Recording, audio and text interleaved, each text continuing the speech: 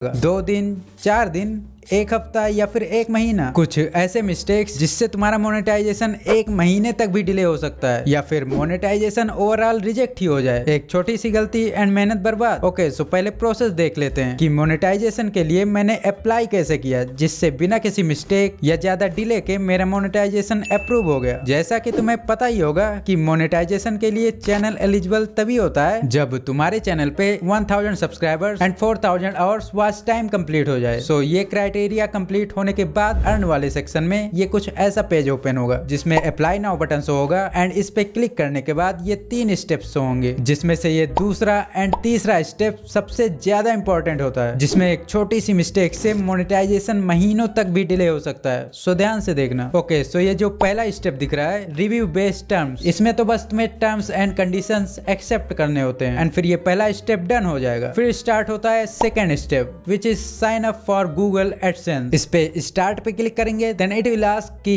पहले से AdSense account है या न्यू बनाने का है, और अगर ऑलरेडी तुम्हारा कोई एडसेंस अकाउंट है तो गलती से भी न्यू मत बना लियो, नहीं तो रिजेक्ट हो जाएगा। सो सेकंड ऑप्शन पे क्लिक करेंगे कि no I need to create one and then हमें एक ईमेल अकाउंट सिलेक्ट करना होगा। तो मैंने अपना एक नया ईमेल आईडी एडसेंस के लिए 2 दिनों पहले ही बना के रख लिया था। इसमें तुम कोई भी ईमेल आईडी यूज कर सकते हो बट मैं यही सजेस्ट करूंगा कि न्यू ईमेल आईडी यूज करो। और कई लोगों का ये भी क्वेश्चन होगा कि भाई क्या सेम यूट्यूब वाला ईमेल आईडी यूज कर सकते हैं क्या? तो इसका आंसर है हाँ, यूज कर सकते हो। पर जैसा कि तुम्हें पता ही होगा कि आजकल काफी सारे यूट्यूब अकाउंट्स हैक होते रहते हैं, तो अगर कभी अनफॉर्चुनेटली तुम्हारा अकाउंट हैक वगैरह होता है तो अगर सेम ईमेल आईडी से एडसेंस भी लिंक रहेगा तो क्या पता इससे तुम्हारा एडसेंस अकाउंट भी इफेक्ट हो जाए। सो इसलिए I personally prefer new one. Okay, so यहाँ पर हम अपनी आईडी सिलेक्ट करेंगे एंड फिर कुछ ऐसा पेज ओपन होगा जिसमें तुम्हारा यूट्यूब का URL पहले से ही फिल रहेगा, तो इसकी टेंशन खत्म। फिर इधर नीचे get more out of AdSense, इस पे यस पे क्लिक करेंगे जिससे एडसेंस हमें मेल्स भेजता रहेगा regarding help and performance. And इधर फिर सिंपली हम अपना कंट्री सिलेक्ट करेंगे एंड फिर नीचे जाके